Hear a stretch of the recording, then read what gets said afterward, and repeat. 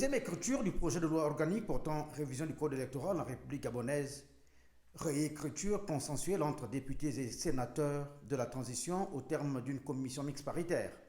Dirigée tardivement par le président de l'Assemblée nationale de transition, l'honorable Jean-François Ndongo, la présente plénière a permis à bien des égards d'en rendre compte en termes identiques. Morceau choisi. Au terme de l'examen des articles ayant fait l'objet d'un désaccord entre les deux chambres, la Commission est parvenue à l'adoption d'un texte commun ainsi qu'il suit.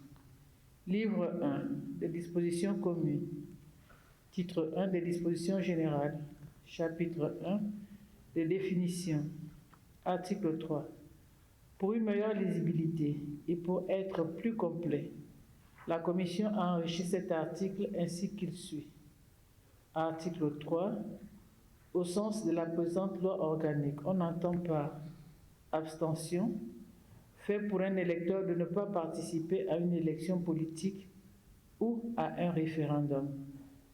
Biométrie, ensemble des techniques informatiques permettant de reconnaître automatiquement un individu à partir de ses caractéristiques physiques et comportementales.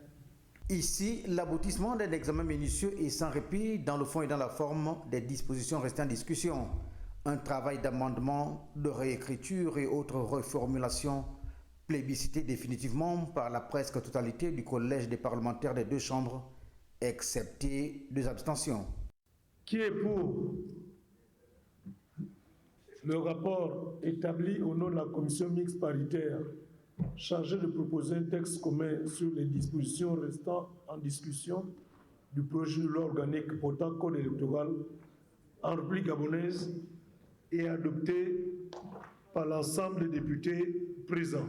Si d'aventure le gouvernement n'est pas d'accord avec les amendements que nous avons proposés, nous sommes tout à fait disposés à revenir à une session extraordinaire. Texte d'une portée capitale dans le long terme, le code électoral jette les bases d'un signal fort dans l'organisation de l'élection libre, transparente, équitable et apaisée dans notre pays. Gageons que le gouvernement mettra tout en œuvre en vue de l'applicabilité de toutes ces règles et procédures sur le terrain.